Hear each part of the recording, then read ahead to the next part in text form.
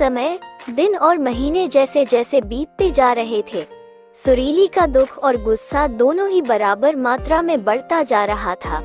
6 महीने पहले जब वह अपने मायके गई थी और वहां उसने जो देखा व महसूस किया, उसके उपरांत दोबारा फिर कभी सुरीली का मन अपने मायके जाने का नहीं हुआ।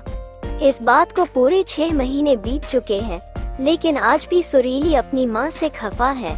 माँ, बाबूजी, भाई और यहाँ तक कि उसके भाई की पत्नी कनक ने भी कई बार सुरीली से घर न आने का कारण जानना चाहा, लेकिन उसने कभी भी किसी से अपने दिल की बात नहीं कही, बस अंदर ही अंदर परेशान होती रही।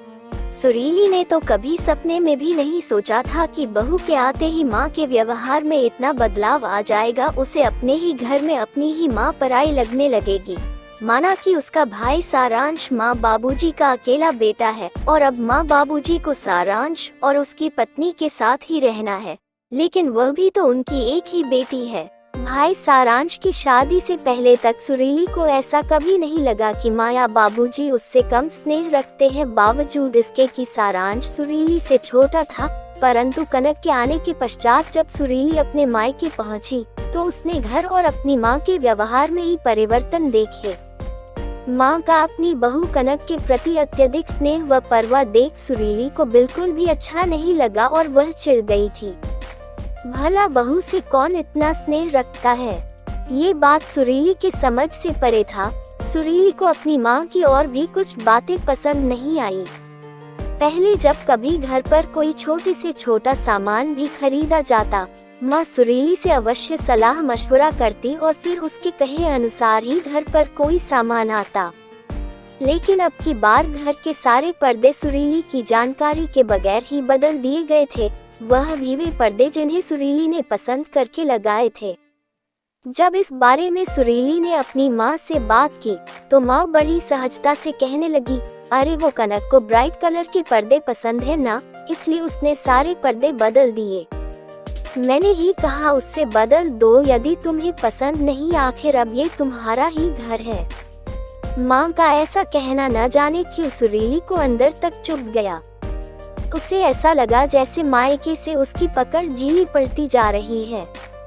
अभी सुरीली को मायके आए चंद घंटे ही हुए थे कि सुरीली से कनक बोली, दीदी आपको आलू चाट बहुत पसंद है ना, मैंने सारी तैयारियां कर रखी है, आपके लिए बना कर ले आऊं। ये सुन सुरीली को थोड़ा अच्छा लगा और वह तनकर बोली, हाँ बना लाओ। और साथ ही साथ सुरीली ने रात के खाने का मेनू लिस्ट भी कनक को बता दिया। तभी सुरीली की माँ बोली, सुरीली तुम भी जाकर किचन में कनक का हाथ बटाओ, वह अकेली यह सब नहीं कर पाएगी। माँ का इतना कहना था कि सुरीली को ऐसे लगा जैसे अब उसकी माँ उसकी नहीं रही, वह अपनी बहू की हो गई है।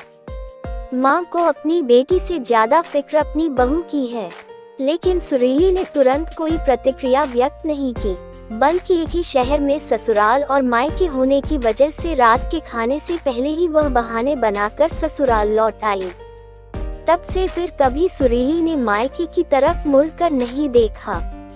एक शाम जब सुरीली मार्केट से घर पहुंची, तो उसने देखा कि उसकी नंद मधु अपने बच्चों के साथ घर आई हुई है। ये देख सुरीली अंदर ही अंदर कसमसा कर रह गई। मधु का आना उसे कतई पसंद नहीं था और उससे भी अधिक मधु का यहाँ आकर अनावश्यक हस्तक्षेप करना तो उसे बिल्कुल नहीं भाता था। मधु का ऐसा व्यवहार सुरीली को अपने अस्तित्वहीनता का बोध कराता। अक्सर मधु का बेतकल्लुफ होना, अपने बच्चों की सारी जिम्मेदारी सुरीली पर डालकर आराम से बतियाना, अपनी सहेलियों से मिलने और घूमने चले जाना, ये सब सुरीली को परेशान करता, क्योंकि मधु के ऐसा करने से सुरीली पर घर के सारे काम का बोझ आ जाता। ऐसे ही कई छोटे छोटे कारणों के चलते मधु और सुरीली के मध्य तनाव बना रहता। मधु को देख सुरीली कुछ कहे बगैर ही सीधे किचन की ओर चली गई, क्योंकि वह जानती थी कि थोड़ी ही देर में मधु और उसके बच्चे अपनी फरमाइशों की झड़ी लगा देंगे। जैसे ही सुरीली किचन में गई, उसका पारा चढ़ गया और वो तमतमाती हुई किचन से बाहर आकर अपनी सासू माँ से बोली, अम्मा जी, किचन का पूरा सेटअप किसने चेंज किया? सासू माँ कुछ कहती उससे पूर्व ही उनके करीब बैठी मधु बोल पड़ी, भाभी, लुक वाइज किचन का सेटअप बिल्कुल भी अच्छा नहीं लग रहा था और फ्रिज की वजह से किचन कंजेस्टेड लग रहा था। माइक्रोवेव भी सही जगह पर नहीं था, इसलिए मैंने ही सबकी जगह बदल दी। मधु का इतना कहना था कि सुरीली और मधु के बीच कहासुनी हो गई। सुरीली गुस्से से अपने कमरे में आ गई और आंसू बहाने लगी। माँ से वैसे ही सुरीली नाराज चल रही थी, सो उसने अपने बाबूजी को फोन पर सारा वृतांत कह सुनाया। धैर्यपूर्वक सुरीली को सुनने के पश्चात बाबूजी बोले, किसी भी माँ या सास के लिए अपनी बेटी और बहू दोनों के मध्य सामंजस्य स्थापित करवाना इतना आसान नहीं होता। मायके में जितना अधिकार बेटी का होता है उतना ही हक बहू का भी होता है।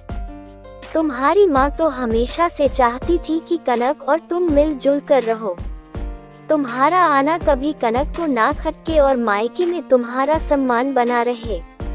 उसने तो ऐसा करने का प्रयास भी किया था, लेकिन नतीजा ये हुआ कि तुम नाराज होकर चली गई। क्या ये मैं नहीं जानता? बाबूजी से ये सब सुन सुरीली को अपनी सोच पर पछतावा हुआ। उसके मन में अपने माँ के प्रति जो गुस्सा और गलतफहमी थी वह अब दूर हो चुकी थी। सुरीली ये भी समझ गई कि माँ उससे कितना प्यार करती है। मायके में उसका मान बना रहे, इसलिए माँ ऐसा बर्ताव कर रही थी। सुरीली को इस बात का भी एहसास हो गया कि नंद और भाभी का रिश्ता दो प्रतिद्वंद्वियों का नहीं, बल्कि यह एक बहुत ही खूबसूरत व प्यारा होता है, जिसमें ईर्ष्या द्वेष के लिए कोई स्थान नहीं होना चाहिए, क्योंकि बेटी और बहू दोनों का ही घर में समान महत्व होता है। सुरीली के दिल और दिमाग में लगे जाले अब साफ हो गए थे। वह खुशी खुशी मायके जाने को तैयार थी। साथ ही नंद मधु के संग भी वह अपने रिश्ते सुधारने का संकल्प ले अपने कमरे से बाहर आई। दोस्तों, अगर आपको ये कहानी पसंद आई हो तो हमारे चैनल को सब्सक्राइब करें और ज़्यादा से ज़्यादा शेयर करें। धन्यवाद।